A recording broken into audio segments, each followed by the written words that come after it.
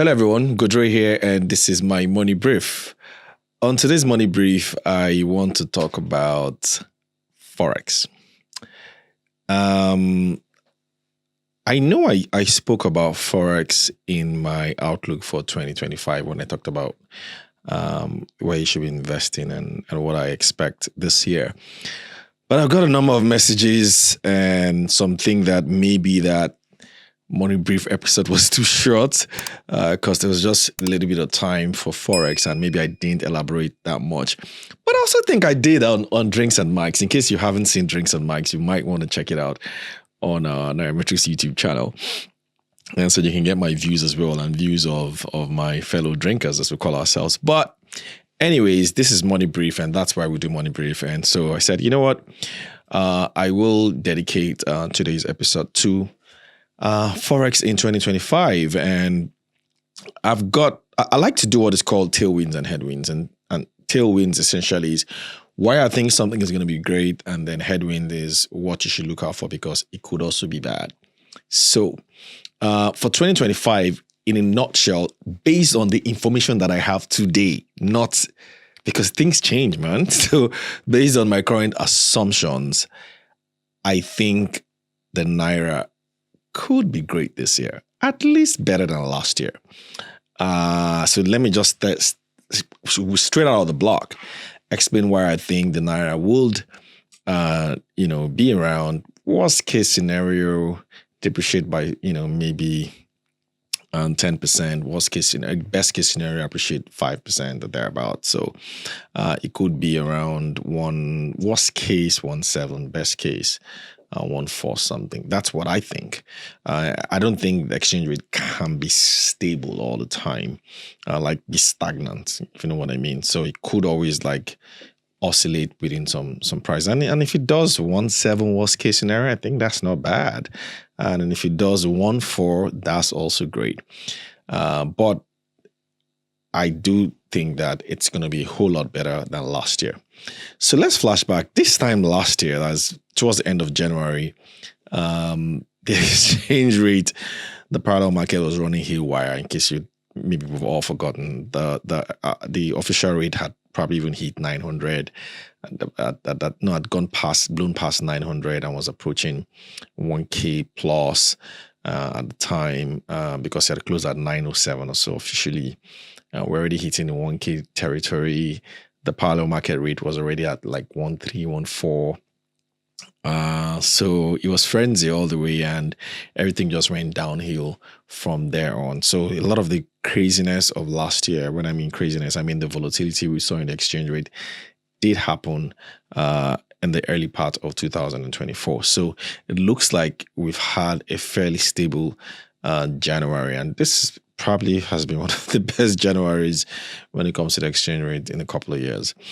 So why do I think that the Naira is going to be better this year compared to last year? So a number of reasons, and I have them written down. But I'll start first with CBN Policies. So, if you know me too well, I've never really been a fan of some of the past CBN policies and even the current CBN, policies or the current management of the CBN and some of their early policies. But I think over the course of last year, things appear to have changed. I think they better understand the workings of the economy and some of their policies, as gradual as it is towards more market determined, also has elements of understanding how the Nigerian economy works. And so you've seen them introduce several measures that are friendly to, Forex dealers while also slightly punitive as well in terms of those who might want to play games with the FX. So I think there's a lot more transparency with how Forex is traded. And so you're seeing, that market, at least to a large extent, do what everyone expected it to do in terms of price discovery. There's still a long way to go. We haven't seen trading turnover data yet. At least they don't make that public yet because that would let us even know how well they're participating in it. There's also the fact that CBN is still managing in a way that new FM market. I think that you always want private sector guys to manage it, but I guess they want to manage that whole process right now. Of course, it's traded on I think on a Bloomberg platform, something, but still very well guided by the central bank. So I think that is one very good thing that is supporting the Naira as we speak now. Secondly, the CBN also started selling forex to BDCs as well. Even though I hear there's a window that they gave them that might close end of this month. I hope that they do renew it so that we can continue to have the liquidity that we're having on the streets.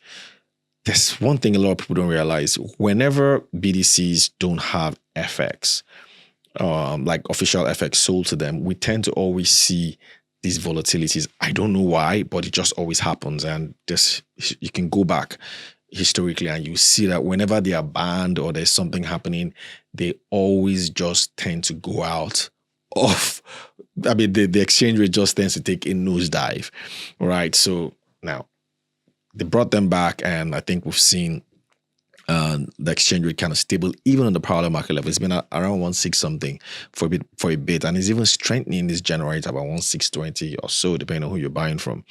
So I think that is also one good thing, and I hope that they do extend it, because if they don't, then that might also just cause a little bit of stir.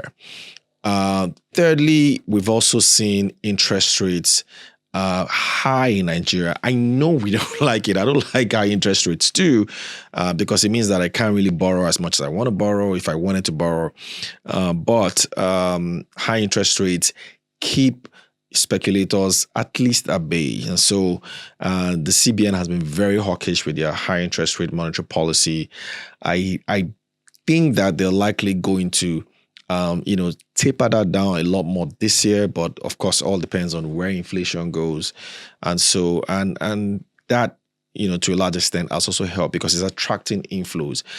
And I heard from sources that a lot of foreign investors have been knocking on Nigerian doors. So I hope that doors, when it opens, it comes flooding with dollars. Anyway, that is like a tailwind for the exchange rate as well. Inflation numbers as well. As much as I think inflation is likely to be sticky this year, food prices and most commodity prices out there are either falling or stagnant. Stagnant means that at least they're not galloping anymore like they were last year. And falling is that we're seeing some correction. So that is pretty good as well. And when that happens, it also gives you an idea that the FX situation, it's probably getting better.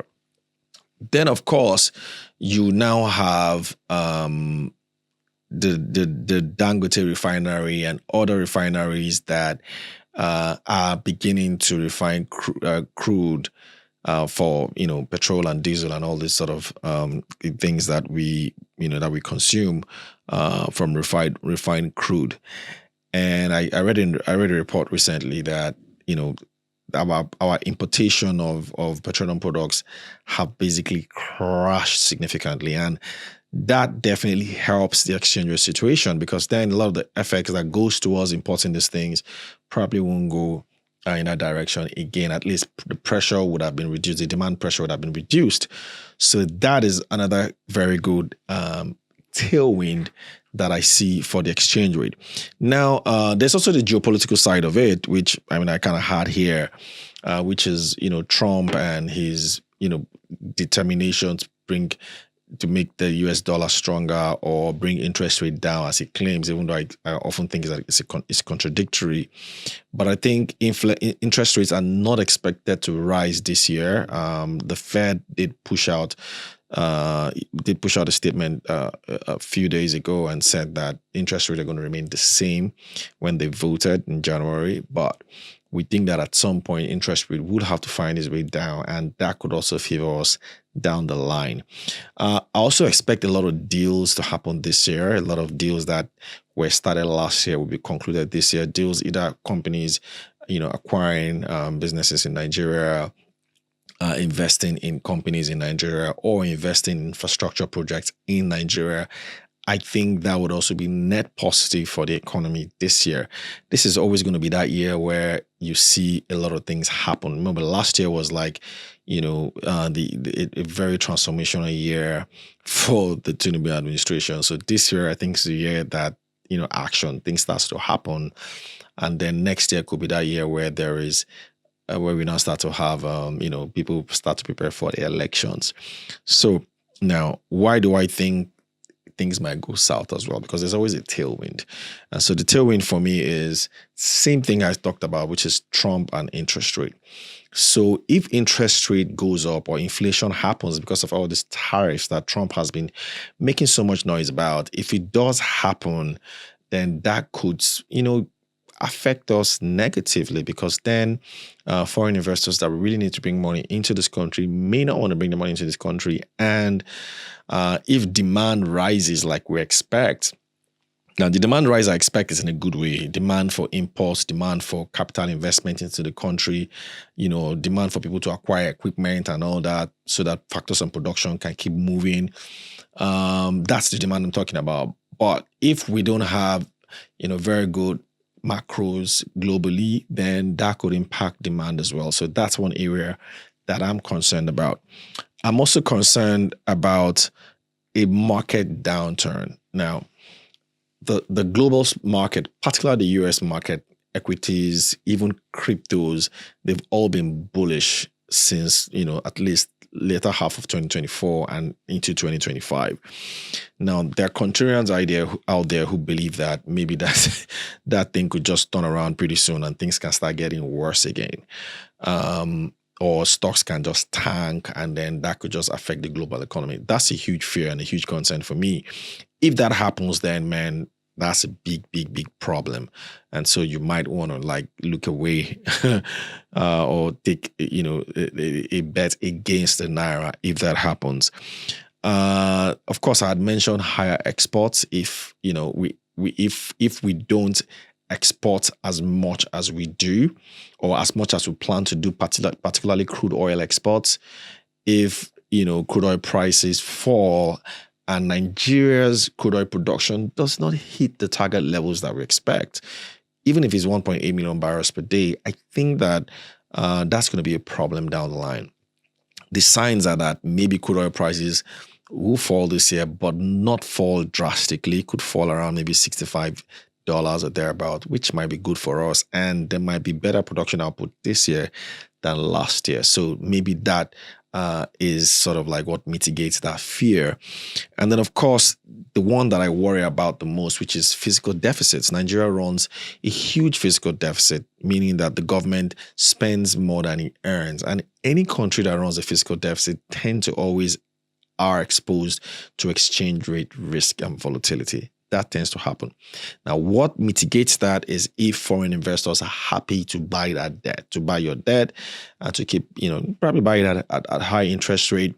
But so long as they are buying it, then that's FX coming into your country, and that could help your currency to be stable. Again, when I say stable, I don't mean fixed. I mean stable is just within a range.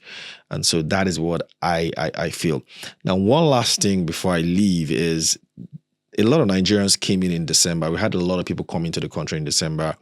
And I think what they saw increased their appetite a lot about the country. And so you're also likely going to see a lot of diaspora investment this year, I think. And if that happens, that again is going to help the FX situation, because a lot of this money is going to come through IMTOs. And IMTOs are a huge source of forex liquidity in Nigeria. So there it is. I think that the exchange rate is going to be stable this year. And I just explained why. If you disagree or you think you have better ideas that maybe, or probably think I missed something, do let me know in the comment section. This has been Money Brief, brought to you by Nairametrics. Of course, I remain Ugo Dre. Until we do this again, do have the most profitable week ahead. Bye.